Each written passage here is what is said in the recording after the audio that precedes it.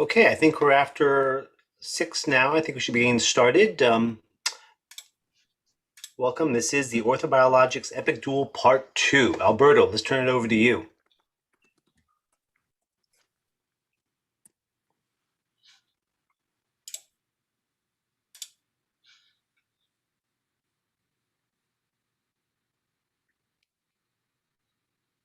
Okay, that went over well. All right. Well, good evening, everybody. Welcome back. This is the OrthoBiologics webinar, the Epic Duel Part 2. So happy to be here again with you guys. We had such a great time last week. Tonight, we're going to be discussing the more advanced topics. We got a lot of great info for you guys. Again, we want to thank all our participants from around the world. A special thanks. We got a lot of great feedback last week. A lot of people really enjoyed it. They learned a lot from it. And a lot of the positivity we got from it really humbles us, and we're very, very thankful. We're very grateful to be able to do this for you guys. I do want to spend a special shout out to my guys in Argentina, my home country, who are watching tonight. So a special hello to them. My name is Alberto Panero. As you already know, I am double board certified in sports medicine and PM&R. But my plug tonight is for interventional orthopedics, where I do think is the new kind of realm for sports medicine to go. I do think that it's going to take a lot of collaboration with Dr. Hirahara and other orthopedic surgeons. And I say that because he's really helped me out and really tried to push this interventional orthopedics. He's taught me a lot. And I think instead of trying to fight each other like we're going to do tonight, we got to come together and really build on our experiences and build this interventional orthopedics realm. I do have a few disclosures. Next, the Grandmaster Flex, Dr. Hirahara himself. He's an orthopedic surgeon. He is also the medical director and head team physician at Sacramento State Athletics. He's also the head team physician for the Sacramento River Cats. And as you guys know, he publishes research and teaches nationally and internationally. He does have a few disclosures also, which are right there. Then we have, who else? Kyle Yamashiro, the man, the myth, the legend. He is the president of Results Physical Therapy. He's affiliated with many Northern California colleges and professional teams. And personally, he's helped me out a lot as well. He's helped me develop a lot of my rehab protocols for my orthobiologic injections. I'm very grateful to get to work with him. And tonight, all three of us are really happy to be here. We're going to try to do our best to go over some of these advanced topics. He has no disclosures. And as you know, it's the dual format. So we're switching it up again. We're going to pose the question, propose a topic. The panelists will have 1 minute to give their opinion, offer similar or different opinion in the following minute. Then Kyle is going to chat about rehab. And then this is key for us, the poll. So we want to get your guys' feedback and see who won. Obviously, I'm always going to be right, so you know where to pick. But after that, we'll come to a consensus and really try to give you our honest opinion. And tonight, I got to tell you, Dr. Hirahara, I brought the boxing gloves out. I'm going to put these on real quick, because my mom's watching, so I got to give it to you good tonight, okay?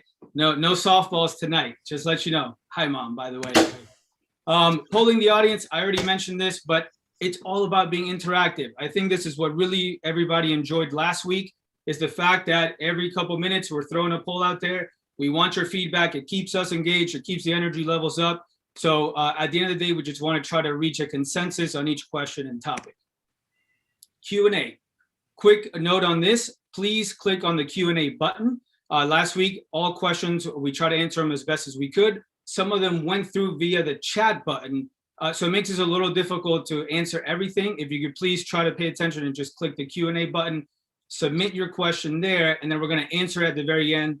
And we actually modified the format a little bit to have a little more time at the Q&A at the end, because we really, really want to answer everybody's questions. The after survey, this really helps us out a lot. We got some really good feedback last week. Please rate the course. Let us know what you thought of us. And the main thing, let us know what you want to hear in the future, because that will really give us some direction on what more to do, what not to do. And if you could put a little note in there, did you really like this dual format, or did you prefer just a traditional lecture type of format for the webinar? With that, I do want to plug our next webinar, which will be in early May. Getting the ACL reconstructed athlete back to sport. A lot of great info there. We're shooting for early May. We're going to shoot out the exact dates probably in the next couple of weeks to make sure that we give you guys ample time to sign up. So without further ado, I'm going to turn it to Dr. Hirahara, and let's get this going. Thanks, Alberto. Nice intro. Maybe you should learn how to speak publicly a little bit. All right, first question, guys. We're going to start off with OrthoBiologics. Does it slow or stop DJD from progressing?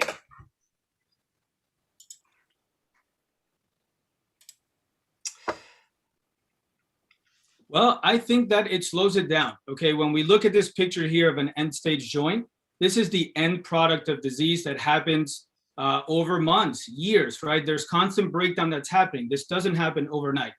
And I think sometimes we forget that cartilage is a living tissue, very much like a kidney or a lung, and it needs a proper microenvironment to thrive. If you look at osteoarthritis, it's a disease of the cartilage, right? So there's programmed cell death, apoptosis, and this kind of negative cycle that keeps happening where the inflammatory mediators break down the cartilage, it breaks down the bone, and it's kind of stuck in this cycle. So I think if we can intervene early with orthobiologics, change the biochemistry, change the microenvironment, we're going to really slow down the progression. And this is what we're trying to accomplish. It's just try to create an ecosystem within the joint early. We can't do this late. We want to do it early and try to slow down the signaling for apoptosis. Yeah, I would 100% agree. If you take a look in the rheumatologic literature, it's pretty clear that they consider osteoarthritis an inflammatory response, that even the chondrocytes themselves are what's producing the inflammatory cytokines. And like MMP13 and some of the other IL-1 factors, this contributes to the progression and degradation of not just the cartilage, but the entire joint itself. And if we think back to our discussion last week on white cells, well, sound kind of familiar?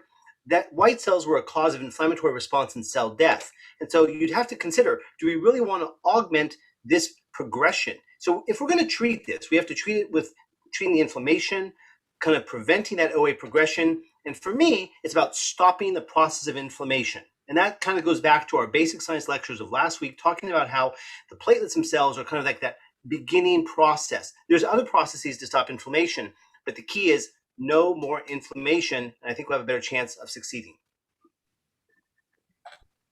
Well, I would say if, in order to have successful results, there's two steps to this, and you guys keep forgetting about the second step. The first step is the injection. That's obviously the easy part of this whole thing.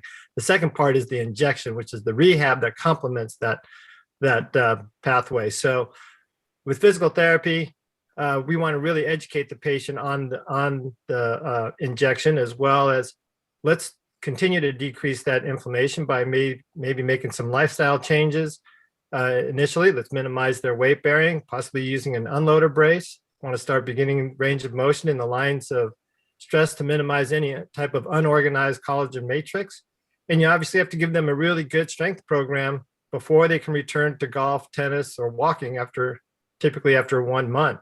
So there you have it. There's the second part and the most important part of this rehab. As long as you think so, Kyle, no one else cares. All right, let's send out the poll. So will OrthoBiologics slow or stop DJD from progressing? I hope everyone will please participate. We're going to send this out.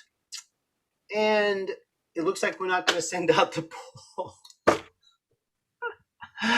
I forgot to do Raise your hand. All of you say yes. Raise your hand. All of you say no. Raise your left hand. All right, this is my bad. I totally forgot to figure out the polls. I'm sorry. I screwed that up. So that's not happening tonight. We're not doing the polls? We're not doing the polls. Sorry, right, guys. I think people are chiming in through the chat. I just Good. got a yes. Yeah. So maybe why don't we, let's try to do that. Why don't we just do it through the chat?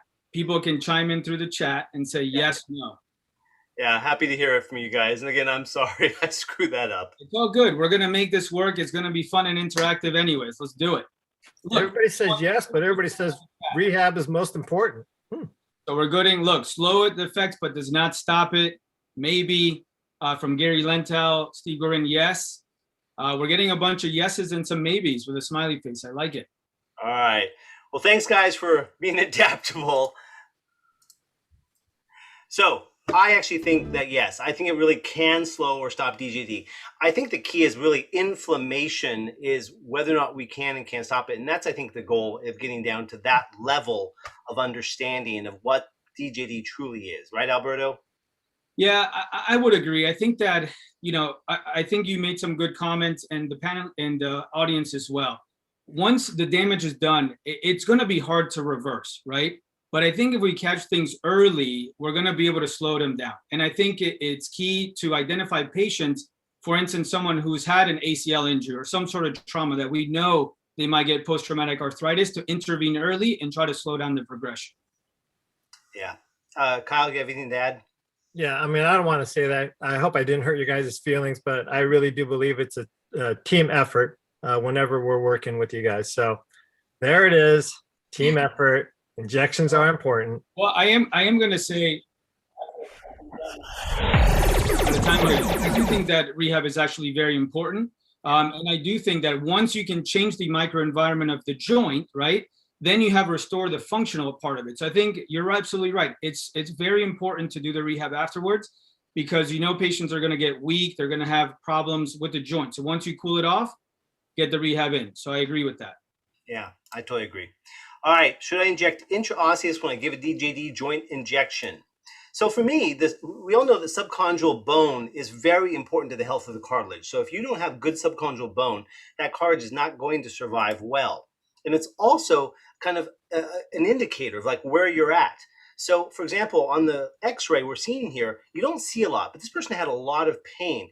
Maybe there's a little sclerosis in that subchondral bone on that medial compartment on the femoral side. But when you get the MRI, you really do see clearly that something's going on here. And clearly you can see all of the edema occurring in that medial compartment. And I think that's really the key point here, is that this is kind of like early stage AVN like we see. And if we can actually prevent progression, if we can get things to kind of slow down doing these kind of subchondroplasties or bioplasties, I think it would really go a long way to getting this to feeling better, and also for these people maybe not to progress as quickly. Yeah, I couldn't agree more. And I think there's a couple of key points here. When you have increased intraosseous pressure, which subchondral edema does, that equals pain, even in the absence of arthritic changes. Also, if you have bone marrow edema of any type, you're about 9 times as likely to progress rapidly to a total knee replacement. So highlighting the importance there. Hernigu did this study where he did patients with same bilateral knee arthritis, 1 injection into the joint with bone marrow concentrate, 1 subchondral injection. And look at these numbers. The subchondral group, only 20% underwent total knee replacement, while the intra-articular group, 70% underwent knee replacement. So I absolutely think we should do this. There's also some data suggesting that even intraosseous PRP can be of benefit. This has changed the way I practice. I used to just focus on x-rays. Now with arthritis, I will get an MRI too. I will also check for bone marrow edema, and if it's there, I'm going to treat it. Yeah, and I think on the rehab side, this is a relatively new intervention. And I think one of the most important things is, what do we do with our weight bearing? And I think with Dr. Hirahara, when he's talking about the decompression to the subchondral bone, we have to possibly put this person into non-weight bearing, maybe up to 3 to 6 weeks, but it does depend on like the size of the defect and even the location and the stability of the defect. But if it's an injection, then maybe just protect the weight bearing. I know that you like to have them non-weight bearing, Dr. Panero, and then follow it up with an unloader brace. I think that seems to really help. Then we'll initiate the PT approximately 2 to 3 days after the injection. But after the injection, activities beyond ADLs is going to be about 6 to 8 weeks. But after a decompression, this can be up to like 2 to 3 months, maybe even 4 months. So depends on the patient. Okay. All right, so let's go ahead and we'll do the same thing. The poll will go through the chat. Please chime in. Should I inject intraosseous when I give a DJD joint injection? Let's hear from you guys. Go ahead and come on in.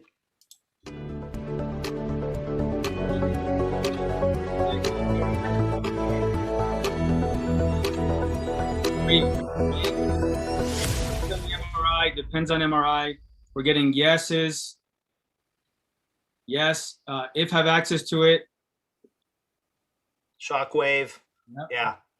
And I think that's a reasonable thing to say, is that if you can actually, kind of get some way to get the bone to diminish swelling and pain, I think that's a reasonable discussion. Thunder, lightning. Okay. So we're going to do things a little different today. And instead of a pure just consensus discussion, we're going to actually go lightning fast questions. So Alberto, Come on, don't be long. All right. Who gets intraosseous treatment? I think for me, you got to have subchondral edema on MRI. Otherwise, no. Yeah, I agree. I totally think that's the same way. But how much volume are you going to put in? This depends. And remember, my patients are typically awake for this. So the younger guys with dense bone, maybe 2-3 cc's, it really starts to hurt. Older osteoporotic patients, I can really start to push it in there and get, upwards of 5 or 6 or 7 cc's. Yeah, surgically, what we're doing is we're kind of going with the feel and how much you think you can get in there. Because, I mean, we are decompressing and the person is asleep. So you can't really go based off pain. But what you mentioned earlier, don't go too high a pressure. So if you push in too much, you might actually make it worse. So you're going to have to it's a feel. All right. Do you use DBM? I typically do not. I'm doing this primarily for osteoarthritis. I am not using demineralized bone matrix on a regular basis. Right, so if I'm doing a decompression, I absolutely want to use DBM. If I'm going to be going in just to do an injection and just using like a stem cell or a PRP, I'm not going to use the DBM. But if you're taking bone out, you got to put bone in. Okay, is core decompression necessary? Are you going to do core decompression?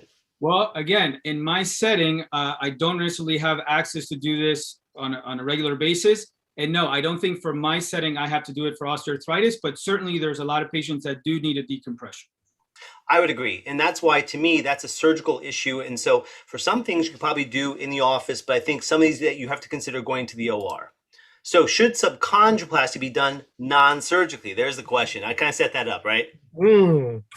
Obviously, I'm biased. I'm going to say yes, but you do have to be careful because if you get too close to the cartilage, you can break through. So you have to use proper technique. And again, this is where getting the right training, working with the orthopedic surgeon and learning how to do this right could really save you from complications. Yeah, well, I'll even tell you, I actually think some of these shouldn't even be done under just pure fluoro. I do these all under arthroscopy so I can see where I'm going. I use guides to get down to it.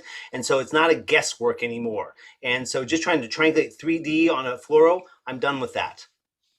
All right, next question. Weight bearing status after injection. Kyle, you're up first. Yeah, I mean, I think it depends, but I think if you want to stay on the safe side, you do have to do something about the weight bearing. So it's either non-weight bearing or partial weight bearing, at least for the first 1 to 2 weeks. Alberto? I'm a little bit on the conservative side. I will typically do non-weight bearing for at least 3 to 5 days. And I think it's very important to use an unloader brace afterwards. And it also depends on pain. If they're still having pain after 5 days, get off the weight bearing. Yeah, and so for me, it's about not just that, because I'm mostly going to be doing decompression. So if I've defunctioned the bone, I'm worried about collapse. Absolutely got to be non-weight bearing for actually up to many weeks after because of the bone status. But otherwise, it's based off pain for me. All right, Kyle, again, when do you expect the patient to return to full work or sport?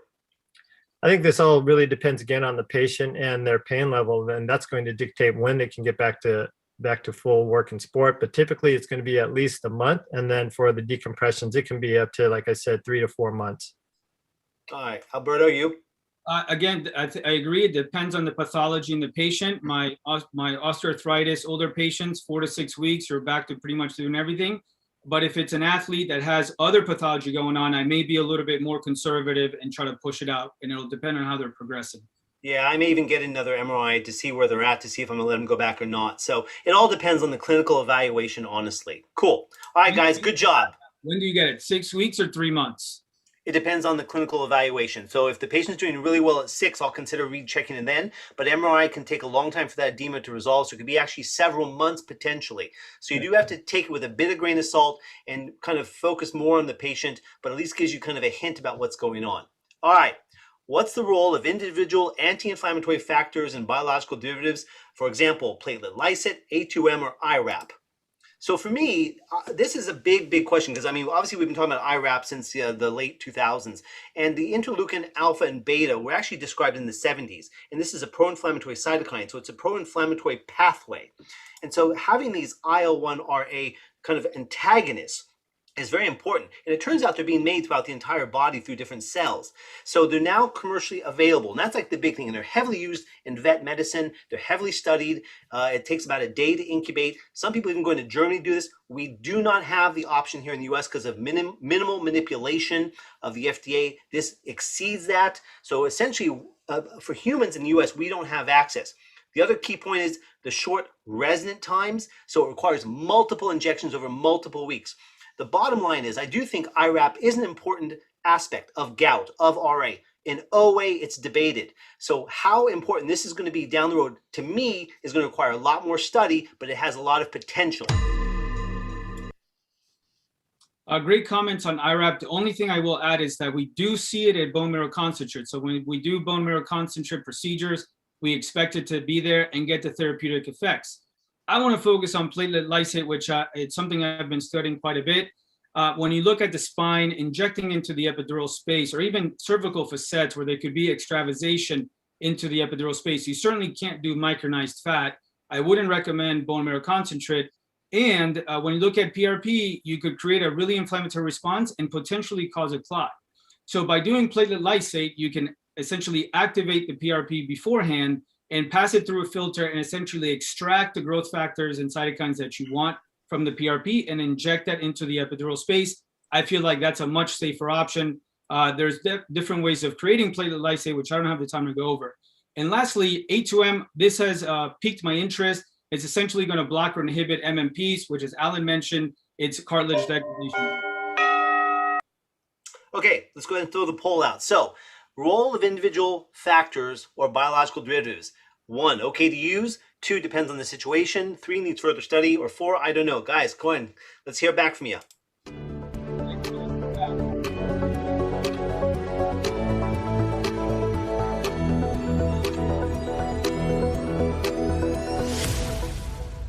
Yeah, so we're seeing from everyone, we're getting the same kind of response, needs further study, depends on the situation. I think that's absolutely appropriate. So I want to go to one comment you made, Alberto. Please address this point. You mentioned how IRAP is in BMAC, but let's be honest. I just said IRAP comes from all the actual cells. Does that matter? Well, I think that the reason it matters is what you said, that if you want to use IRAP, you can't manipulate the blood in a way to extract it. But we know that from the studies that when you use bone marrow concentrate, it's going to be there. We believe it comes from the monocytes, and it probably gets released in some form of way. It could be, I don't know, through activation or the way we're centrifuging it, but it is getting activated and released into the bone marrow. Well, I understand, but here's my problem with that. Saying that it's in bone marrow, well, we know that stem cell injections and PRP diminishes inflammation. To me, that's one of the pathways. There's many pathways of inflammation and many ways to inactivate inflammation. So by just focusing on one factor, I think it's important. If we thought the pathology was all that one pathway, that's great. But I don't think all inflammation is that one pathway. So I don't think so. I had to cut you off on that one. I want to. We're done. Oh, we're not done. Okay. Sorry, lightning round again. All right. Let's go some quick answers. Alberto, platelet lysate. Will you use it? And where will you use it? I do use it. I'm a big fan of it. I think for epidural injections and spine work, this really will lower your potential for complication. Yeah, I actually haven't used much at all, and I don't see much call for it. And also for me, it's basically post-activated PRP. And so I don't have a lot of use in myself personally, as we've discussed, and I'll discuss further later on in activation. A2M. I have not used it. It's piqued my interest, but like you said, sometimes I have a hard time saying, why do we just have to use one when PRP will have all of them and just inject the PRP and not the A2M individually? Yeah, I agree with that 100%, but I'm actually more interested in A2M than IRAP because A2M actually inactivates MMPs, which is more important in multiple pathways, which is the degradatory process, as opposed to IRAP, which just shuts down IL-1. Fair enough. IRAP, what do you think? I think it's going to be short-lived. I do feel that sometimes when I do bone marrow concentrate, patients feel better relatively soon in joints, and I think it's likely because of the IRAP creating this anti-inflammatory response. But from what I've read from it, it's going to be kind of a short-lived response. And like you said, I don't know that it's going to do anything for cartilage preservation, but it is going to bring down pain and inflammation. Yeah, I would say personally that for things like gout, for RA, where we know that the IL-1 pathway is king of the inflammatory process, I think we might be able to target that down the road where that might become important. But again, to me, more study. All right, amnion fluid. Amniotic fluid, I do use it. I've studied it. I think it's essentially a growth factor injection. It's good for patients who you don't want to use their own tissues. They have comorbidities, they're on medications, their own plasma or bone marrow is not going to be very good. You pivot to this.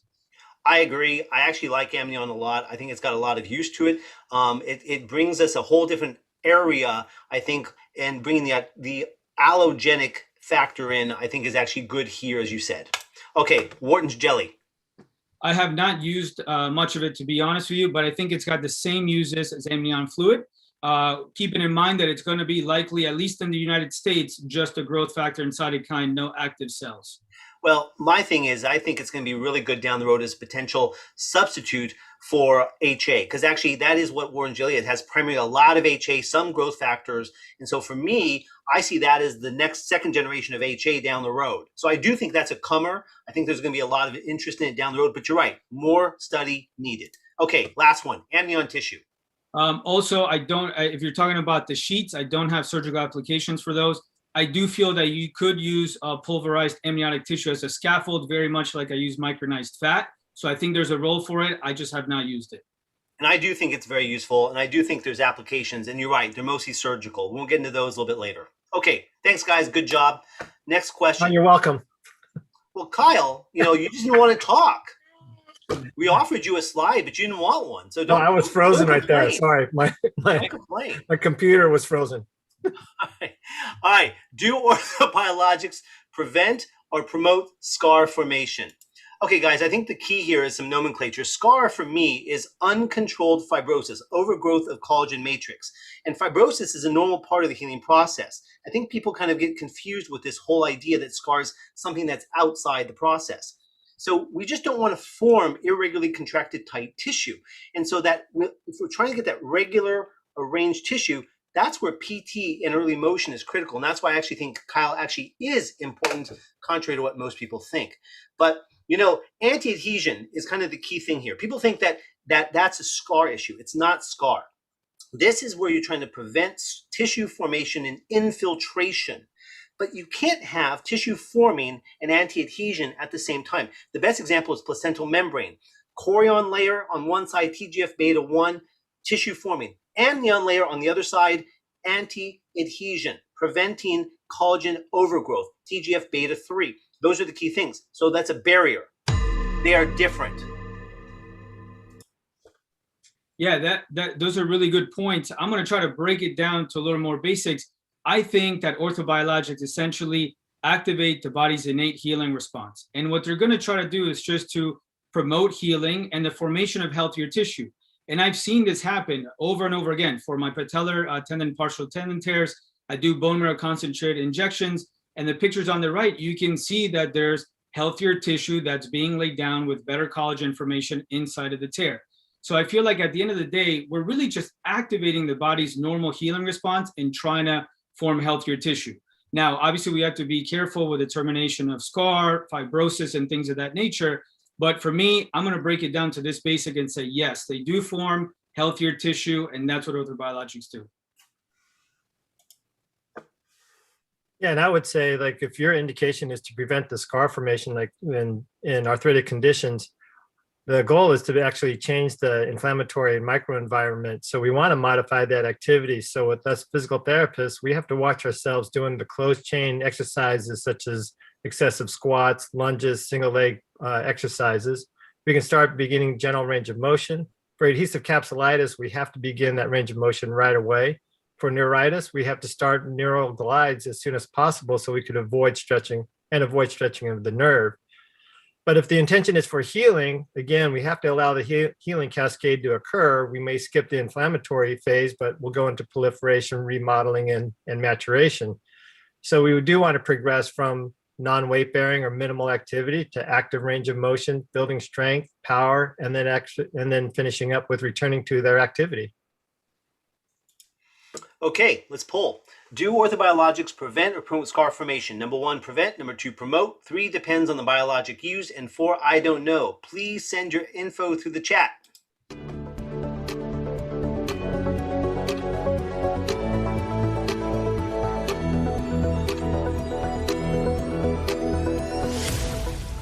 Wow, I really wish I had the whole poll. I can just kind of go through them because it is all over the board. That's interesting. Very interesting. So what do you think, Alberto? I think orthobiologics can both prevent and promote scar formation. I agree. I think that you can definitely use different biologics in different ways and alter your preparations to kind of do it more what you want. I think you really made a good point of the barrier between creating and being anti-adhesive. And I think you just have to learn how to use each biologic in certain situations. Kyle? And I would say that it's very important to know what your indication is, because if you just get the injection and you're trying to heal the tissue, but you get the injection, then all of a sudden you just go out and start playing tennis, well, you're not allowing that tissue to heal. So I think it is very important that we do follow your injections up with the appropriate rehab. Yeah, and really quickly, I've actually heard people say that placental tissue is great for anti-adhesion and prevention, but they're also good for formation. And I'm like, well, wait a minute, you have 2 layers. It depends on what layer you're using and what side you do. Ooh. Okay, cool. Next question. Can injecting orthobiologics to uncontained partial tears, like an ACL or a rotator cuff tear, these partial tears, help them heal and avoid surgery? Yes, Alberto, put your gloves on. Let's go. So contained versus uncontained. We know, like, for example, this is a partial tear of a patellar tendon. This is a contained lesion because there's tissue surrounding it. In contrast, these would be uncontained lesions. So the top is actually a partial ACL and the bottom one is a pasta lesion in the shoulder. The difference is, if you take a look, is this really going to be able to heal if you do an injection? Is that tissue going to be able to reform? Now, let's take, for example, that ACL. If you were to look down, this is that same patient, you look down, you see the tissue is torn off and is now sticking forward. There is no way that injection is going to push that tissue back up there and have it heal. I had to physically take the tissue out, move it up, and then I had to suture down, then inject my stem cells after I had sutured it down to the tissue and to the wall. This is not going to happen with a simple injection, Alberto. So nice try, no way. Here's the other thing with a pasta lesion. That tissue has to then come down to reattach. The minute you move, it dislodges. Here's the clot going in.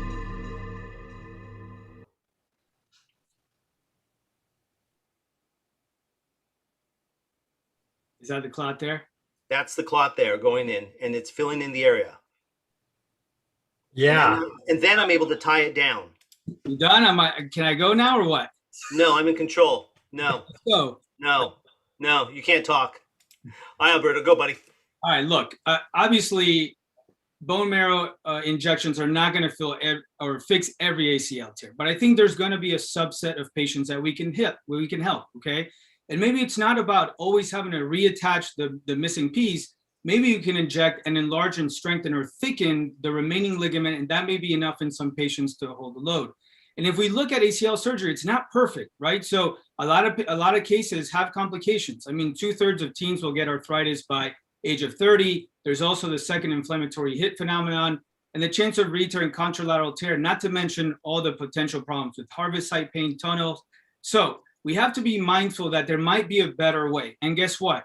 We can prevent the second inflammatory hit phenomenon if we don't do the surgery and we treat these bone marrow lesions the first time and hopefully prevent the cartilage from degrading down the road. So do we need more study? Yes. Is this for every single ACL tear? Absolutely not. But there is a path to go forward with this. Yeah, it's called wishful thinking. Nice try. Okay, next, Kyle. Yeah, so I wanted to bring this study up because I thought this was pretty interesting. In 2016, let's look at patients with partial rotator cuff tears, and he compared cortisone and PRP injections with subacromial injections. And he actually found that the PRP injections favored with the ASES scores. But even more interesting, they did an MRI before and after 6 months, and they found that both groups actually improved in grade of tendinopathy. For us as physical therapists, we saw a decrease in pain, increase in range of motion, and increased function. So I would ask you, did the injection address the inflammation, or is there actual restitution of the rotator cuff? Because we know that if you're trying to heal, we're going to do more of a sniper technique, not a shotgun technique, as in the study, in this study, in which they did subacromial injections. So I pose that question to you guys. All right, Alberto, we're going to poll the audience first. Yeah. Can injecting orthobiologics, and this is specific to uncontained partial tears, not contained, uncontained partial tears, help them heal and avoid surgery? 1, yes, 2, no, 3, I don't know. Here we go. Let's see what you guys think. No, yes. Yes. Yeah, Alberto, you lose. You Hey. lose.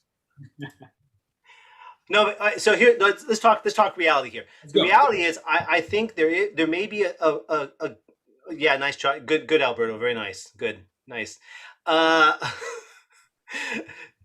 Get off the steroids, bud. So I think the big problem here is if you have a situation where you're just trying to diminish inflammation, swelling to let therapy function and work, I'm all for that. But getting a tissue to thicken up, okay, sure, I'll even buy that. But to get that tissue, which is retracted and not attached any longer and has no other tissue around it where it can kind of grow off of, I don't see that happening. You sound like what the same way the guys that criticized you 10 years ago for using PRP and it said it was fairy dust. You sound the same way right now. And I'm glad that this is being recorded because 5 to 10 years from now, we're going to look at this. We're going to have new data. There's a subset of people we can help with this, and we're going to have a lot of fun with this video. Yeah, I keep hearing a lot of maybes and maybes out of your mouth, though. So I don't know. We'll see. Hey, you got to start somewhere. Yeah. And for me, I don't care. We just want to get the patient better. Okay, that's me. All right. Let's say you do have a patient. Okay, partial tear, not instability on your exam. You're probably not going to operate on that patient anyways. Let's say, and the patient comes to you and say, "But doc, what if you do this injection? Can it potentially help me?" And give that patient a fighting chance to have better, healthier tissue in the ligament. Is there really something wrong with giving that a try in some patients? I would agree. It's not giving. There's nothing wrong to give it a try because you're going to do no harm in this situation. I would agree with you, but I'd say that it requires more study and better studies than have been done. Absolutely. To prove to me that what you say, maybe it'll thicken, maybe it'll be okay, maybe it'll reattach.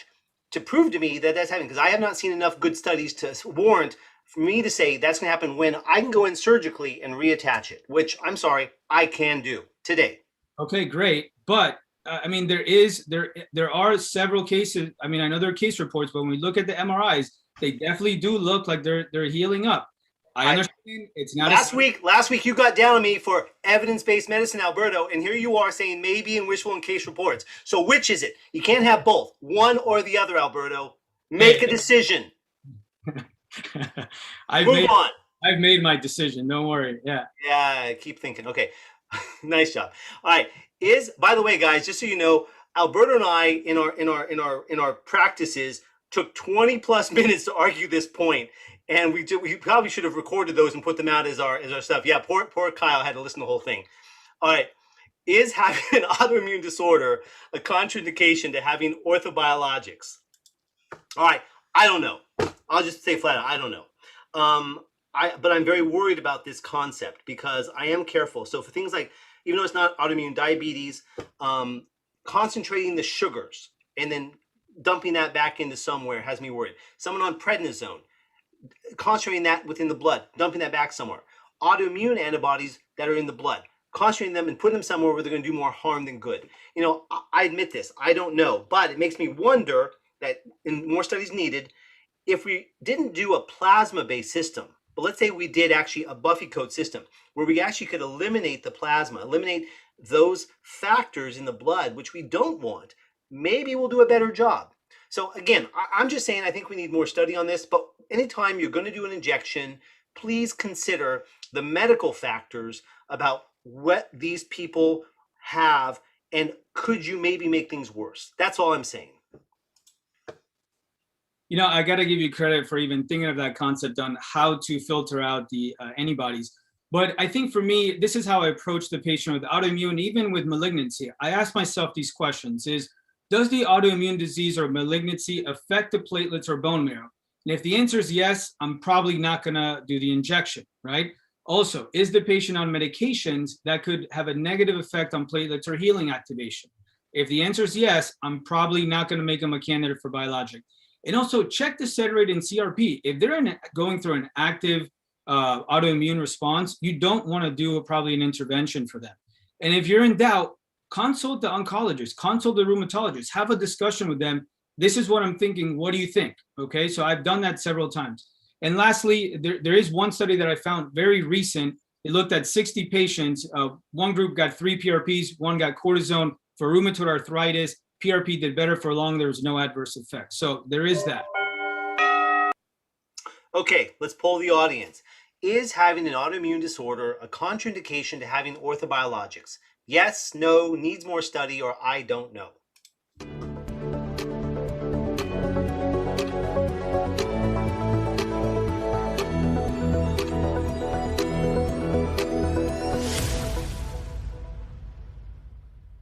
So we're seeing it all over the board, but I think the most people are saying it definitely needs more study. And Alberto, one of the questions came through asking, is this a situation then, if they have these problems, could we maybe do amnion instead? It's a good way. It's a good way to think about it. And if your concept is true, then yes, because you're not concentrating the antibodies and putting them into a hot joint. But if you think about amnion and PRP, they're going to try to go through the same pathways and use the same growth factors. So if that's not the case, you're just going to be activating the same system. But more studies needs to be done. Yeah, I think this is a really interesting topic, and I'll admit, like if I have a patient that has diabetes, I always ask them, what's your glucose level? You know, what's your A1C? Because if it's elevated, I may not want to be concentrating your stuff in these areas. And what medications are you on? So I think this is something where we just have to be better doctors about paying attention to the holistically, the whole patient, and making sure that we're not doing harm when we do some of these other things.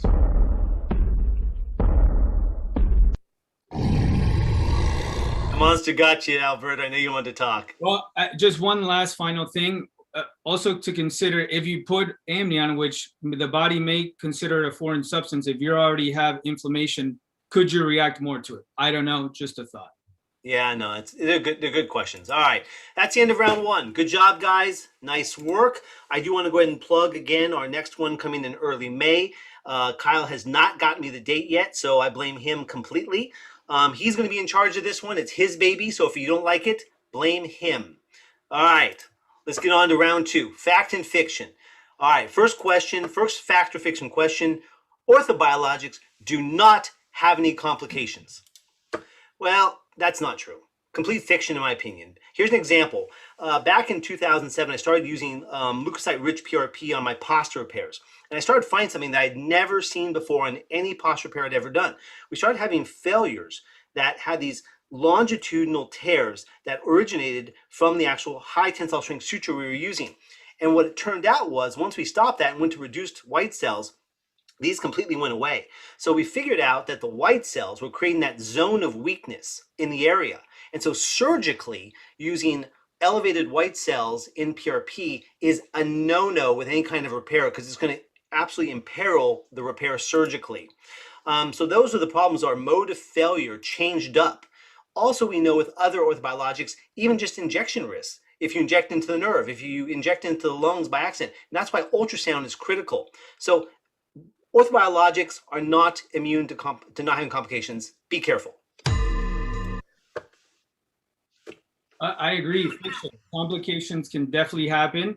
I've seen this injecting micronized adipose into joints. One thing that happens is that if they have a Baker cyst, the micronized fat will follow the path of least resistance and accumulate and create a painful response in the cyst. This was a more recent case. Personally, I think I just injected too much. I injected about 10 to 12 cc's intra-articularly of micronized fat.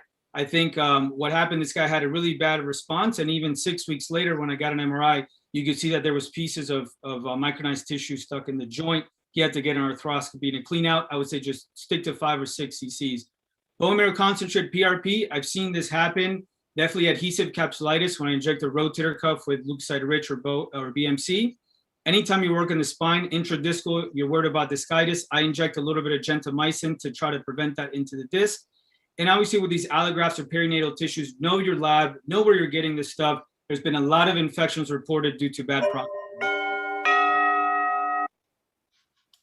Yeah, and I would have to say we're the ones that have to deal with the complications after you guys inject them. Then they come into our clinic, and that's when they're painful. But we know that if something is not going quite right, like with the person that had the patellar tendonitis and into the fat pad, it was just still irritating him, and then we send him back to you. So I think if we're not seeing the course of action, we need to send them right back to you guys. Okay, let's go ahead and poll the audience. Orthobiologics do not have complications. Fact, fiction, I don't know.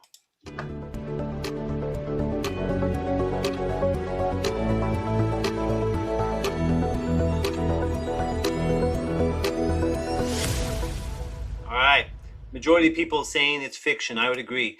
Alberto, I do want to bring up one point about this that you said. You talked about adhesive capsulitis in the shoulder. Yes. Now, please admit to the audience why it's your fault. Because I follow the level 1 studies and use leukocyte-rich PRP. And listen, this doesn't happen often. Okay, so it's just most people do fine with it, albeit they have more pain. But you have to be on the lookout for it, and you have to get them into therapy early so they can get moving. And also, if you have a diabetic patient, middle-aged female, that's already going to be have increased risk for it, make sure you consent them appropriately and be on the lookout for it. How can you avoid it? Come on. Well, there's no studies to show that leukocyte poor. Come on. Come on. Come on. Does not cause it. There's no evidence to say otherwise. It's not going to cause it. That's right. It's not, because it's not going to cause an inflammatory response, which is what's causing adhesive capsulitis. Itis. That's you, Alberto. Big crash. And listen, we had this discussion, right? People get adhesive capsulitis after surgery too, right? After cuff repair, labral repair. And I think it might be that same subset of patient who gets tight after surgery, who just, their body, that's the way they react, and they get tight after leukocyte-rich PRP. You're not wrong about that, but here's the point. The point is that you know that it's an inflammatory response. So if you're promoting inflammatory response, you're going to have increased risk to have that occur. So when you get the next one, I'll refer them to a good lawyer. Oh, come on. Oh, wow. We're bringing attorneys into this now. Jesus Christ. Jeez, get on to the next question. All right. Sorry. You know what? I will be in court with level 1 data. You will not. So who's going to win? The level 1 data. Anyways. All right. Hey, well, don't worry. You actually have someone that agrees with you, Alberto. They're saying there's no research that leukocyte-rich is harmful. I would disagree on that one. So, all right, the more the platelets or stem cells, the better. Let's go to that. All right. So for me, this is both fact and fiction. Okay. So for me, with platelets, there's been plenty of studies looking at that the number of platelets do not necessarily always equate to a higher result. They can, but not always. And so I think personally that there's a terminal velocity. And so that's going to be the key point, is that it's about the number of receptors available that you're going to be able to saturate. So if you're undersaturating, well then yes, augmenting more is going to help. But at a certain point, you're probably going to reach that level. The other thing is that Hirahara has come out with some pretty good studies looking at not just that numbers of bone marrow concentrate cells matter in cuff repair, but also that they're so low in massive cuff tears. So if you have an area with a paucity of stem cells or a low vascularity, basically cystic areas, you know what? You need more. You're going to have to basically put them there and make sure you get a better, bigger response. So like I said, fact for me and fiction. Yeah, this is a hard one to answer for me. I would say fact. I always try to do everything I can to maximize my draw and make sure that I get as many cells as possible. Hirahara's work does support that. But I want to reiterate last week's point. It's not their ability to differentiate. And when we look at the numbers of cells in bone marrow and micronized fat, they're actually very low. So it may not actually be the amount of cells, but what the signals that they're sending out. The other point I want to bring home is that in other countries, you're able to do culture expanded cell work, where you can get millions and millions of cells and re-inject them. Even though that makes sense to me, if I could do it in the US, I probably would do it. The clinical data has not been overwhelmingly better than the non-expanded clinical data. So if it was that much better, I feel like it would just be blowing it out the water. And so far, I have not seen those results. I think the technology will get better, and I think we're going to learn more as we go. Okay, let's poll. The more the platelets or stem cells, the better. Fact, fiction, I don't know. Let's go.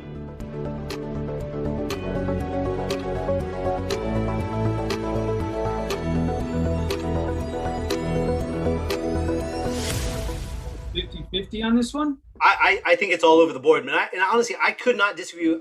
I'm not going to disagree with anyone that said any of it, because I think that's exactly right. I think it depends.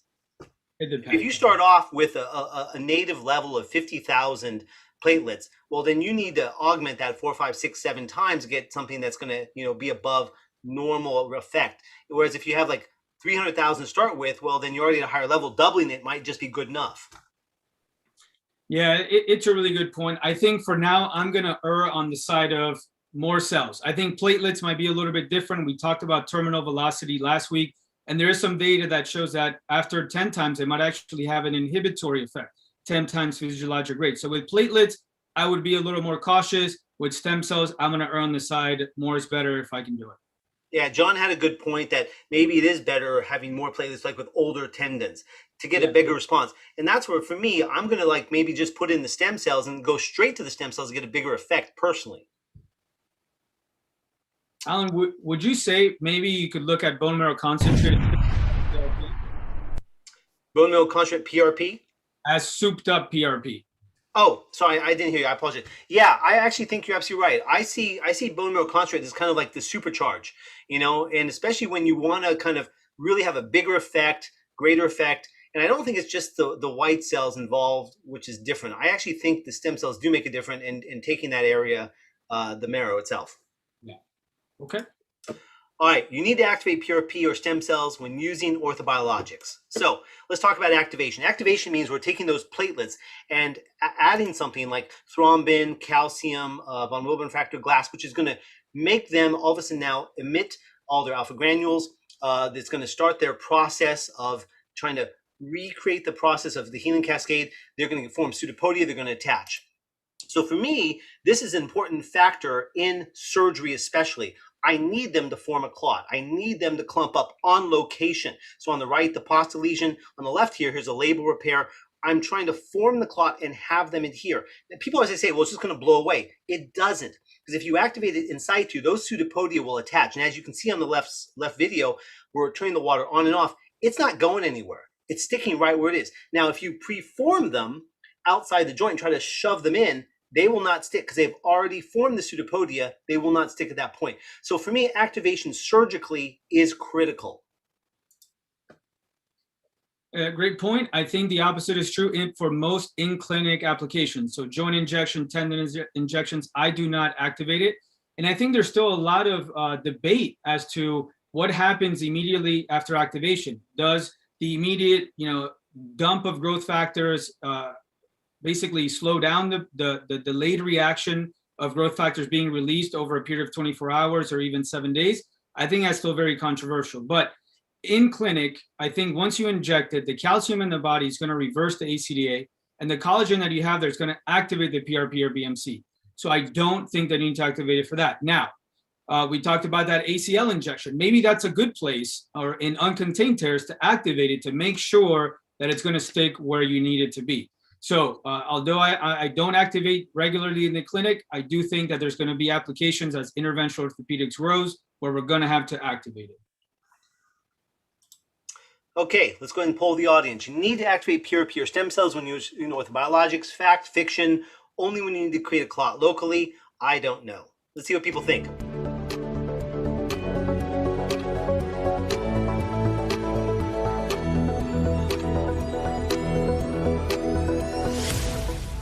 All right, a lot of I don't knows, couple facts.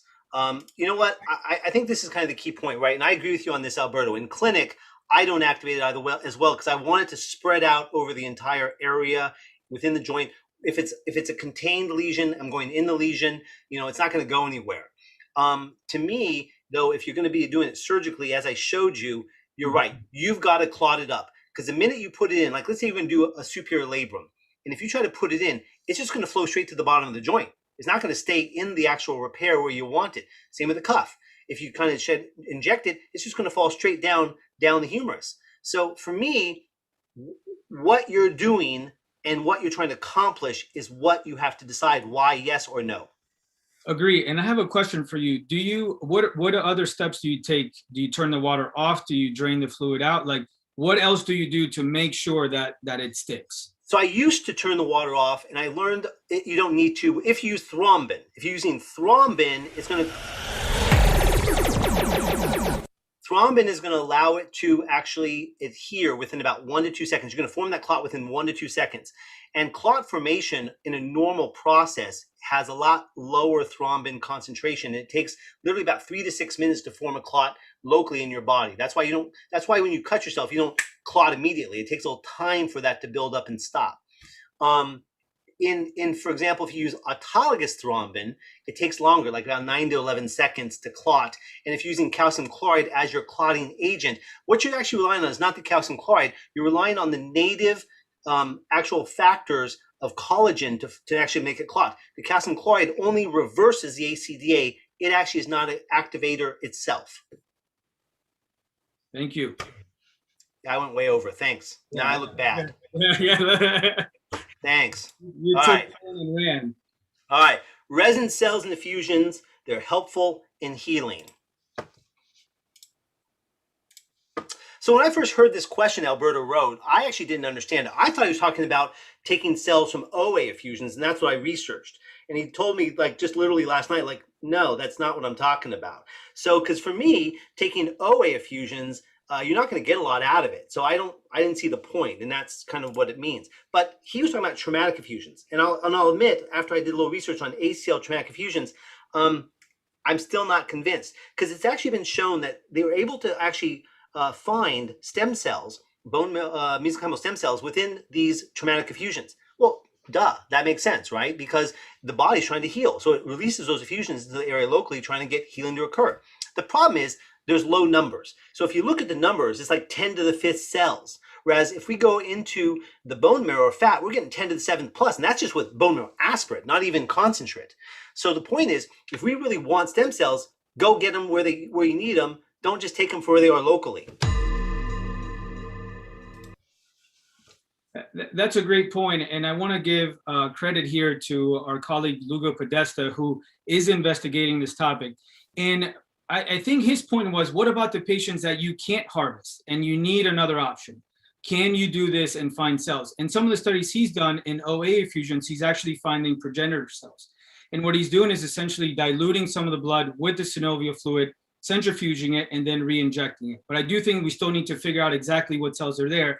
And my question is, well, is there IRAP, is there A2M, and maybe we're concentrating that, and that's what's getting the positive effect there. Because from his case series, he's getting really good results in patients that otherwise maybe could not afford to get bone marrow or adipose, or maybe had they were on blood thinners, they couldn't get off of them, and this was just another more efficient pathway for him to get some factors. All right, so let's go poll the audience. Resin cells and effusions, are they helpful in healing? Fact, fiction, I don't know.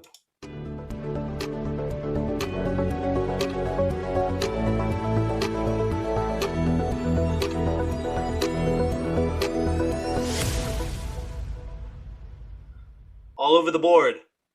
Luga, if you're still out there, I want to see you on this one. So yeah, Luga is a great guy. I will not argue with him. He's awesome. Love that guy.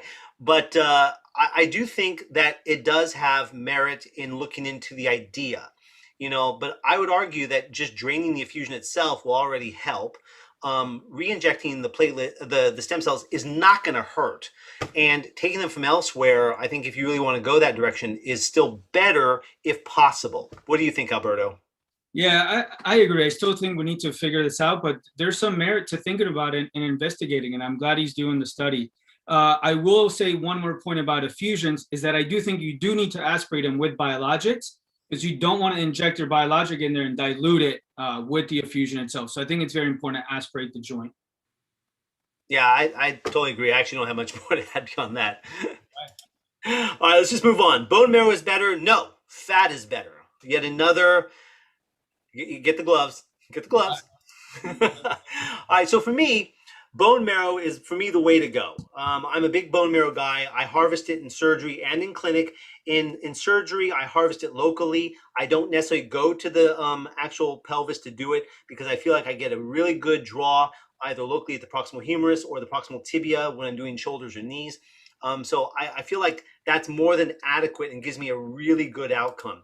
In terms of in the clinic, Alberto and I wrote the paper on the MRI analysis of the ideal location and method to harvest safely from the pelvis. And I really think this is also something that's been really a godsend for us because it makes it so much safer. So instead of having only a 3 centimeter throw to the edge of the bone, you have 7 centimeters to head down, and it's easy to find, easy to do. And if you're not sure how to do it and haven't read this, go and read our paper. This was published in AJO in 2018. At this point, though, bone marrow, it's just simple, it's easy, and it's effective. Great points. And by no means am I a bone marrow hater, but I do want to note some advantages of adipose. The harvest, especially in physicians' hands who have not done many of them, is much better tolerated. And if you need multiple sites and the patient is plump, you can have a lot of volume to inject multiple sites. Also, surgically is a question for you. Would it be easier just to get some fat from the fat pad and process it and then re-inject it as opposed to getting bone marrow? Could it be more efficient?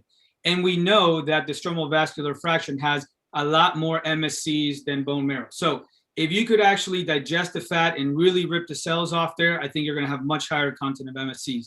And this is safe. And you know what? Not only did we look at doing bone marrow with ultrasound, we've actually developed a technique on how to do a lipoaspiration, which we're actively submitting for publication. And this really allows you, if you've never done it before, to stay safe. And you can actually, what I do if I'm using both is I'll go through the same hole. I'm going to run out of time here. The advantage of ultrasound is through the same PSIS, you can just grab your ultrasound and redirect it to the adipose and get adipose from the same portal. And we do have to give a shout out to Wyatt Anderson, who actually co-wrote that paper. So yes, Wyatt, we haven't forgotten about you. Yeah. We love you. Come back someday to us. All right, poll the audience. Bone marrow is better. No, fat's better. All right, so 1 bone marrow, 2 fat, 3 is both, and 4, I don't know. Please, let's hear from you guys.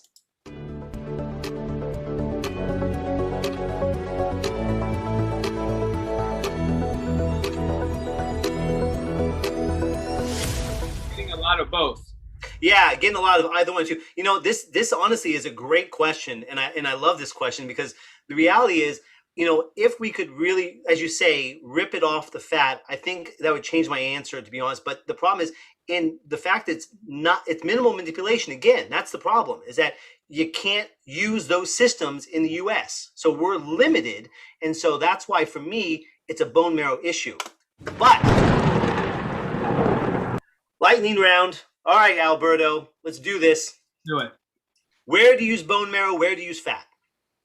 Typically, bone marrow I will use for joint work and for the most part for smaller partial tears. I like to use fat as scaffolding to put my bone marrow into, or I'll use it for things like the glute tendon where I need more volume. Yeah, I'm a big fan of that scaffolding concept from fat. As you know, I mean, I do a lot of cartilage replacement, so you know, or cartilage regeneration. But bone marrow, that's for me just my go-to for stem cells everywhere. All right, where do you harvest bone marrow? Where do you harvest fat primarily? Oh man, I gave this one up already. So I go through the PSIS. I think it's been shown to be the source of the most abundant MSCs. And adipose, I try to go through the same hole, and it depends on the patient. I will examine them before and just try to see where I'm going to have the safest area where they're most abundant in fat, and I'll go there, whether it's the flank or the abdomen. And that's why ultrasound's so nice, because you can identify it wherever it's going to be at. Yeah, Alberto, I mean, your paper that you wrote on fat harvest under ultrasound guidance, I think is really critical to that, to be safe. And that's kind of our key thing, is all the things that we've done is under ultrasound guidance is the goal to be safe as possible and make sure we don't have a complication. Okay, how do you decide bone marrow versus fat? This is a challenging one. I think if you're going to be the orthobiologics guy, you got to know how to do both. A lot of times patients will have a preference already coming in where they've heard about a fat procedure, a bone marrow procedure. And if it fits with what you need to do, I will try to please the patient. Otherwise, I will not do it. But for me, it depends on what you're trying to do. If I need scaffolding, I'm going fat. Joints, for me now, I'm doing bone marrow just because of the few minor complications I've had with fat in a joint. Now, Alberto, you mentioned that you pretty much gear towards fat, especially when they're plump. Is that why you offered me fat? No, but it's a real thing, right? Young athletes with 0% body fat, you're not going to do it. You just get the bone marrow. Yeah, no, I know. I'm kidding. You would never touch my fat. Okay, now, but if you could lyse the fat, would that change your answers above?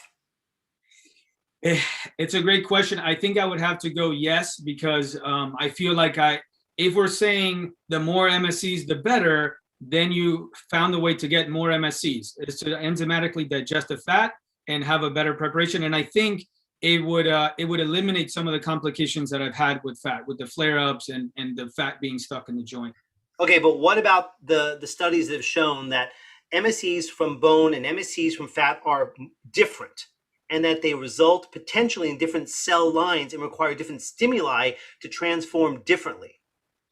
Yeah, it's a good point. But again, I'm not asking the cell to differentiate into cartilage or into tendon. I'm basically asking it to activate or manage the body's healing response. So I think it's still going to be able to do that. And when we look at bone marrow versus fat data, they do about the same. But that's assuming it truly is a messenger cell and not a transforming classic stem cell that we've always been taught. We are making that assumption, yes. You are. Good. Okay, got it. All right, last one. All right, orthobiologics are not useful or needed in surgery. I think I got this one, Alberto. I'll take this. I got this one. Look, orthobiologics is much more than PRP and stem cells. We've kind of focused on those two things because it's like the big thing to talk about. But let's be honest and blunt. There's also other things like cartilage regeneration technology, using cartilage scaffolding like biocartilage, or osteochondral allografts like Cardiform or fresh allografts. Also, there's bone regeneration, where we use bone morphogenic protein, which is being produced now, or using demineralized bone matrix, as in bone voids. As I've done a lot with ACL revisions, where we have these massive bone voids, and now sometimes even just a PRP or just even autograft doesn't even work. So we need some other options to do. Soft tissue augmentation, SCR. We've talked about that numerous times, using the extracellular matrix or dermal allografts. These are all orthobiologics. So let's be clear, orthobiologics is not just PRP and stem cells. It comprises a much broader category, and we haven't even touched on most of these. And then lastly, my concept I'd like to get across is, what are your goals? When I'm teaching about orthobiologics, it's not, oh, this does this. This will do here. It's about, what are you trying to accomplish? So if you're trying to improve your chances to heal, I look at this of, okay, it's like glue between, say, two boards, or between a tendon and a bone. You're not going to put glue on top of the board. You got to put them between the board. So you got to put your PRP or your stem cells in the surgical location where you want the healing to occur. And that's why I'm so hot on targeted injections, not shotgun injections. Put it where you need it. But if your goal is to diminish bleeding, pain, inflammation, infection rate, well, then putting in that PRP at the end of the surgery, being able to stop bleeding, limit bleeding, diminish inflammation, these people are going to feel better quicker. Or are you just trying to diminish inflammation post-op? Doing targeted PRPs in the area of inflammation will potentially help you, be it capsulitis, be it tendinopathy, whatever.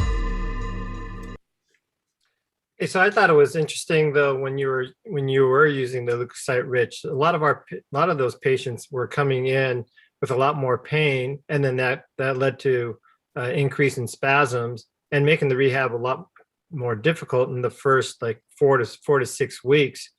But since then, since you stopped using it and started using the leukocyte pore, it seems like these patients actually come in with a lot less pain. We're able to mobilize them a little bit earlier.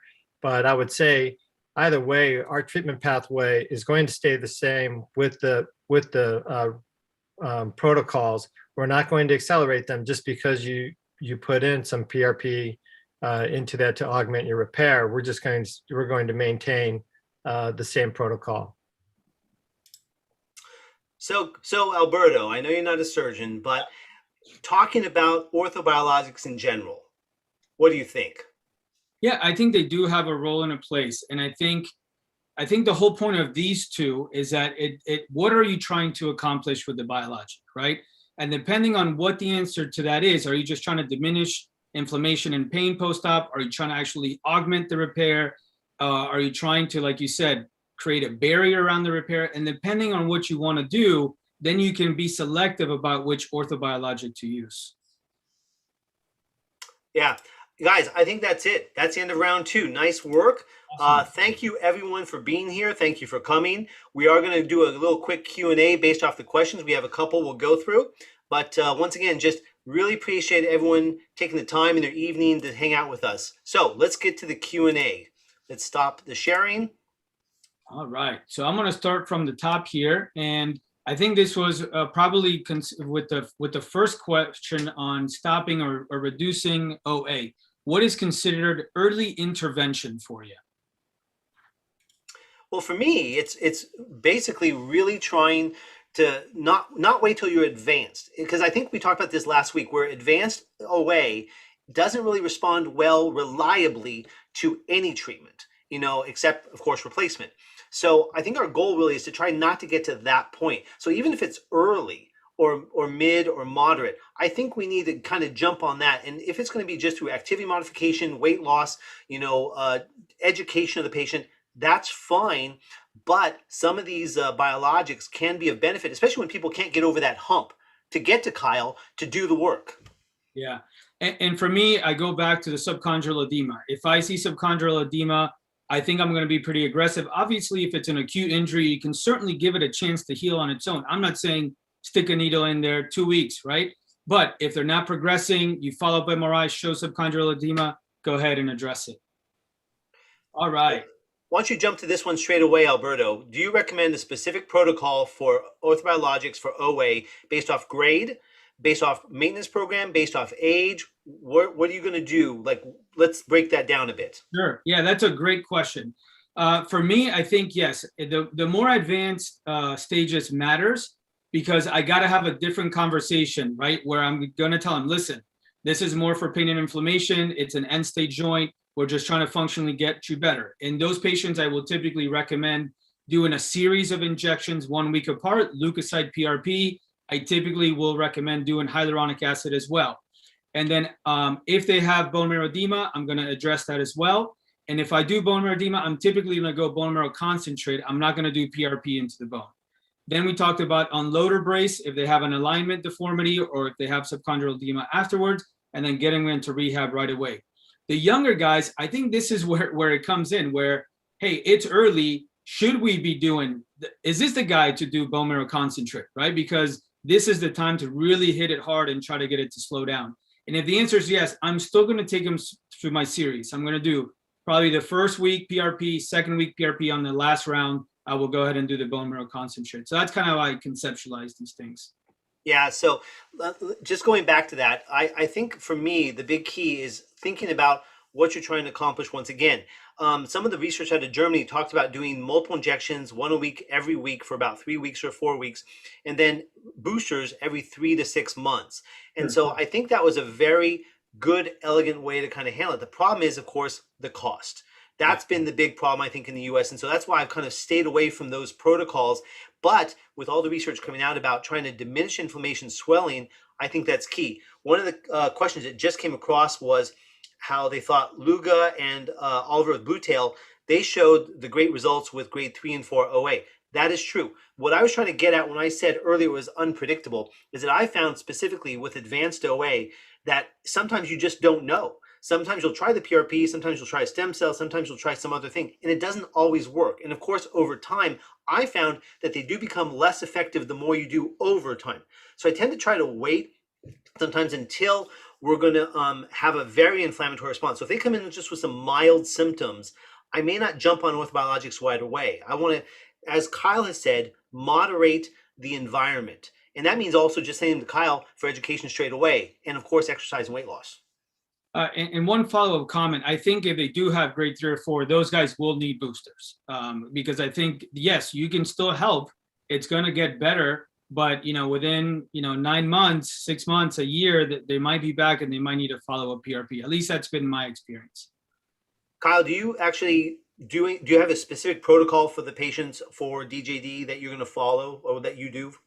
Well, I mean, now with the IOs, we're going to have a protocol, but the protocol is actually, it's just a guide. It's not like, we can't be just concrete about that. It has to be flexible. We have to know what your indications are.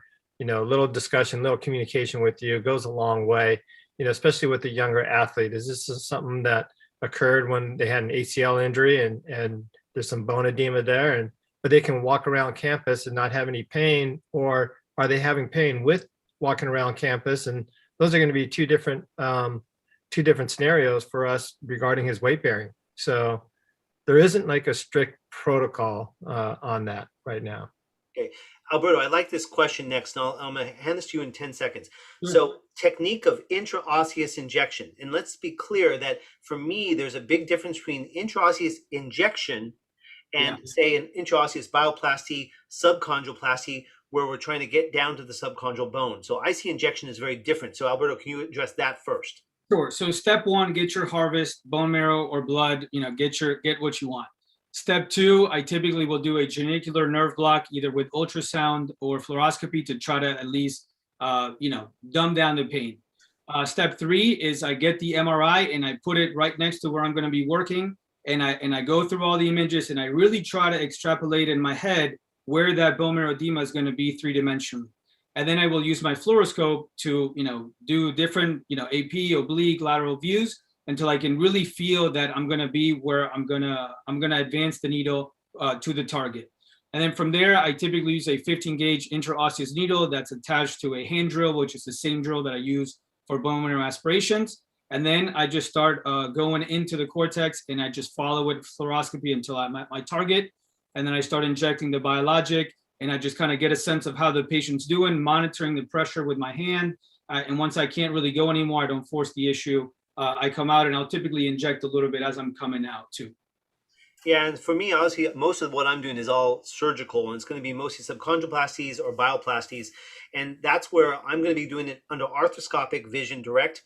I use the guide that it's called a multi-guide that Arthrex makes, and I'm going to put it on the area that I want to get down to the subchondral area, so I can come on an outside in tangent to bring it in, and then I'm able to measure exactly the distance. So I can actually on the outside know exactly how far it's going to be to get there, so I don't have that risk of breaking through the cortex and into the cartilage, into the joint. So that for me is probably the biggest thing, is being able to go to my spot exactly so that I'm not missing. And I'm not using fluoroscopy, so I don't have that risk of breaking out an area I'm not in. So I don't know anything about this one. This one I don't know. What about using class 4 lasers? Is there evidence that it can cause the PRP or cortisone to spread outside the area? I have no idea. I don't know about that at all. Do you, Alberto? I don't. I honestly do not. Okay. Yeah, I'm not very familiar with the class 4 lasers as well. Okay. So I can't answer that one. Do you think that a platelet concentration of PRP of 2 to 3 times baseline is large enough increase to be effective in office injections or surgery? If not, is there a use for a PRP system with only 2 to 3 baseline level concentration system? This is a great question because I get this one a lot. I think I'm going to answer this with your point. It depends where you start, right? So if you already have a healthy or a higher concentration of platelets or a normal concentration of platelets, I think 2 to 3 times may be enough. Now, if you're older or maybe you have a low platelets, then you might want to use a system that you can take more blood and concentrate higher concentrations of your physiologic rate. Personally, I use ACP a lot, which is about 1.8 to 3 times baseline. I use the Angel system also that allows me to concentrate at kind of ranges that I want. And I've had excellent results with ACP. I've had 7 PRP injections myself, all ACP, and it's worked just fine. So I think it's more than enough. Yeah, but Alberto, you better get your money back. You still haven't grown any hair. You do look younger. I do look younger, yeah. Yeah, you look younger. Pitbull-like. Empire facial is what it is. So, to answer I completely agree. I mean, I've been using ACP now. It's been 12 years now, going on 13 years. And I started off doing the Biomet system using GPS and Plasmax Plus, doing the 6 to 9 times platelet concentration.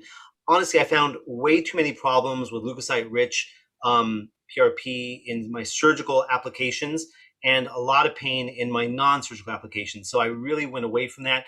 And over the last over a decade, been using primarily leukocyte poor PRP, primarily ACP. And when I use Angel, 2%. Therefore, then it's leukocyte poor and smaller numbers. I've seen great outcomes. Yes, there are limits. No, it's not perfect. There's some things I won't do it for because I don't think it's going to work on certain things. But overall, yes, I think it does work. Is there any research that you can send about the activation of PRP or BMAC? So, Alberto, you mentioned research about activation and the quick spread of the growth factors, which I'm not in that camp. So I'll let you address that first. Yeah, so there was an earlier paper that showed that when you activated PRP, let's call it exogenously with thrombin, you had a release of growth factors that kind of fell short after 24 hours. But if it was activated with collagen, then there was kind of a sequential or long-term release of these growth factors over a period, I think it was 6 to 7 days. A more recent paper kind of didn't see that also, it's still controversial. I still think we're trying to figure that out. And the reality is that we haven't looked at clinical data as to if activation or non-activation makes a clinical difference. This is all basic science stuff where we activate it in the lab and then measure growth factors. So there's some limitations to that about what actually happens in the clinic. Yeah, the other factor for me is actually I've been having this argument for like literally 13 years since I started doing, actually 14 years, so I've been doing PRP. And, you know, early on, they weren't recommending activation. And I had to find the ATM 100 tip that was the mixer tip that we use nowadays to actually activate it. And the issue for me was it was something that you had to do surgically. You had to create that clot in situ. You had to get it to adhere. And so there was no issue that you had to activate it. When we started using autogenous thrombin that we would make from the patient's blood, we did a series of like 50 of them. It just took so long for it to activate that it wasn't as functionally useful surgically, especially arthroscopically. And so that's why, from my point of view, I really needed to do this from using the bovine thrombin, which is much more concentrated. So from my point of view, surgically, activation is critical. Non-surgically, I would say not as necessary. So that's kind of where we are. How much thrombin should we use to make PRP or bone marrow sticky? So that's a good question. So using the ATM 100 tip, there's a mixing tip that you can go with it. It usually holds about 10 cc's of PRP and about 1 cc of the thrombin. And what we do is we do a mixture of thrombin, calcium chloride, and the thrombin's 1 to 1,000. So it's basically 0.1 to 1 in terms of the combination when you're doing it. And that's kind of how we do that surgically in the OR. Okay. By the way, I put up the paper on the Q&A if anyone wants to see it. It's a paper by Carola Cavallo, and that was one of them. And the other one, I think it was from FUFA. Cool. Last question. If DJD is a process of inflammation, can we use steroid shots in conjunction with PRP shots? So talked about this last week. Not really. So you could do it if you plan just to use the cortisone, but you'll completely inactivate the PRP. That study was done by Gus Mazaka out of UConn, showed very clearly that the cortisone completely cut in almost 2/3 the proliferation of tenocytes when PRP was applied. And lidocaine and bupivacaine, those other canes, pretty much cut it to 0.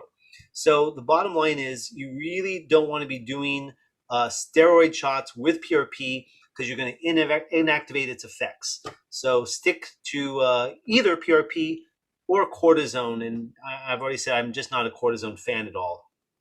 Yeah, I will actually wait at least probably 2 months before I'll do a biologic if they recently had a cortisone injection, because I don't want to mitigate the effects. And I think the point to make here is that, okay, if you're looking at, let's say, an arthritic joint and you're trying to get pain relief, okay, cortisone is going to get you that pain relief temporarily. But what we keep seeing over and over with PRP is that you're going to get a better effect for a longer period of time.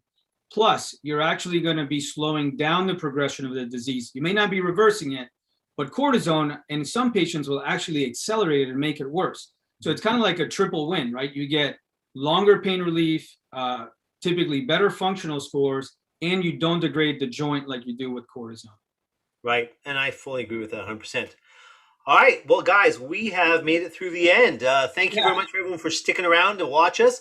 Had a great time. Really appreciate it, especially the 20 countries of people logging in, and we had actually close to 340 people register. Thank you, thank you, thank you.